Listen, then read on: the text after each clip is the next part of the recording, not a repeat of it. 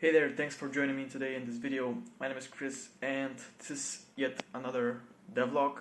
Actually, it's my third.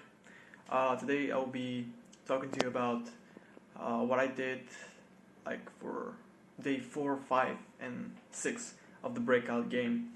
So I'm gonna go through each of these three days and explain to you what I did, some problems that I had, and stuff like that.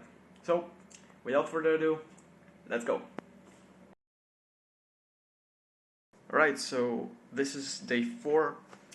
I started working on the rectangle, the killer rectangle, rather, and the way it's supposed to follow the mouse of the user, of the player, because once you launch the ball, you don't want the ball to follow the rectangle, right? You want,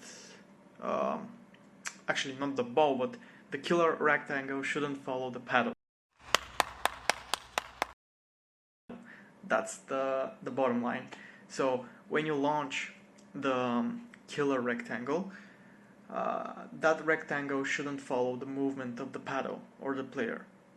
Only when you lose a round, so you basically get the killer rectangle to fall and lose the round, then it should reposition itself onto the paddle, or you're just starting the game, and basically that's the two cases that you want the rectangle to follow kind of the paddle.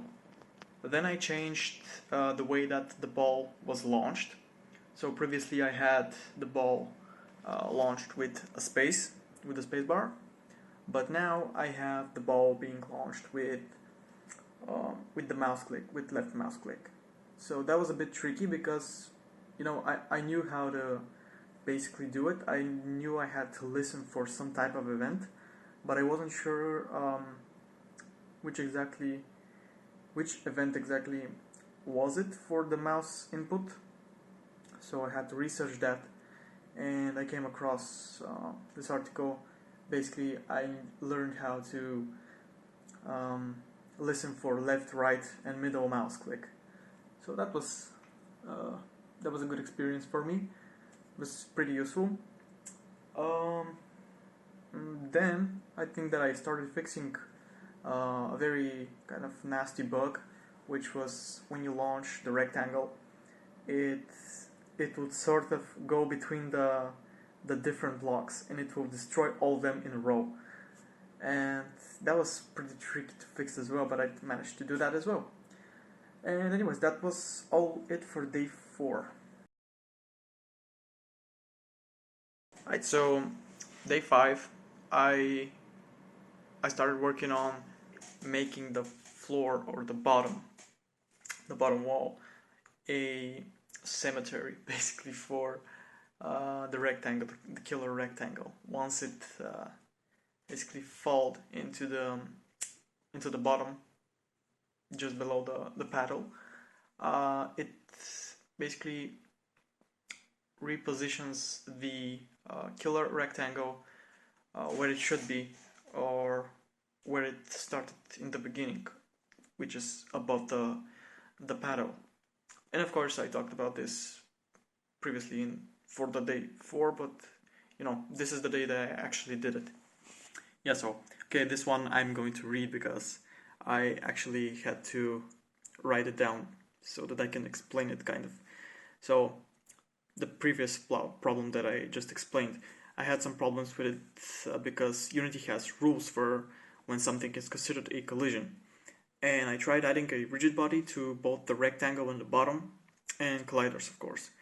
But the problem was that my rectangle was a dynamic one, and the floor was a dynamic one as well, but with gravity of 0, you know, hacks. Also, it had the trigger, or the flag is trigger enabled, and I just brought back the kinematic option for the floor, removed the flag, and basically everything was working fine. The general problem was collision. The rectangle just fell through the bottom, and it did not trigger a collision. So I had to deal with all these rigid bodies and stuff, and it was a complete mess for about an hour and a half. Like, it was crazy. Yeah, moving on. So the next thing was adding lives to the game. So whenever the ball would, or the rectangle would fall, I wanted to have a text on the top right, like this. Here, actually, not this. On the top right corner of the game, and it would say like x3, x2, x1. So I wanted to have basically 3 lives for my player, and whenever the player would, or the rectangle would fall on the ground or on the floor, it would essentially decrement or decrease the lives that he currently has. And on the left hand side of the screen, so here, I basically added the current score for the current game. Of course, the labels or the text were pretty much the same. It's just the logic behind them is different.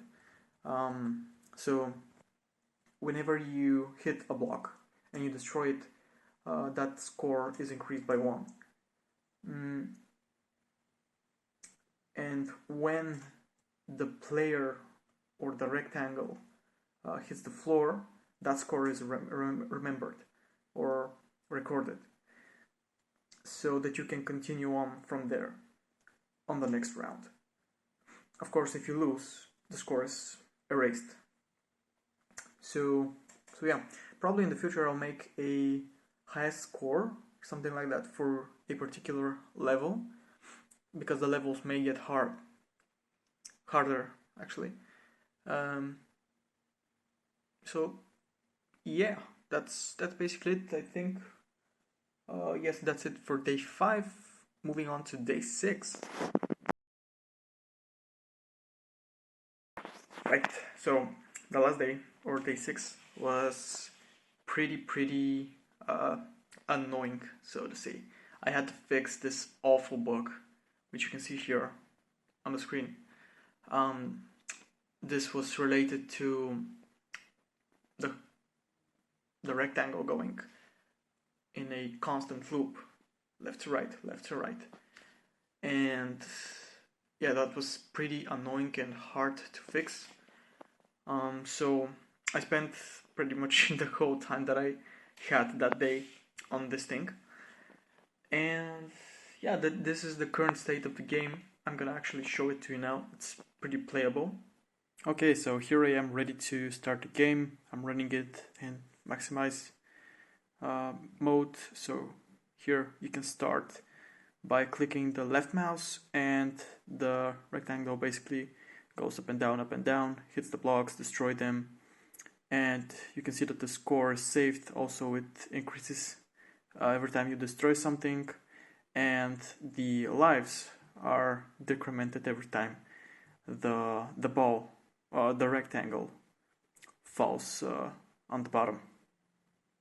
Yeah, so that's basically it for this devlog. This is the progress of the game currently.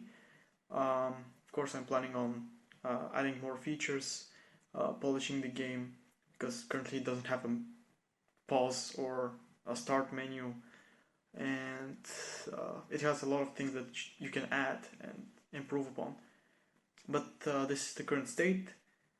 Again, thank you for watching, and I will see you in the next one. Bye.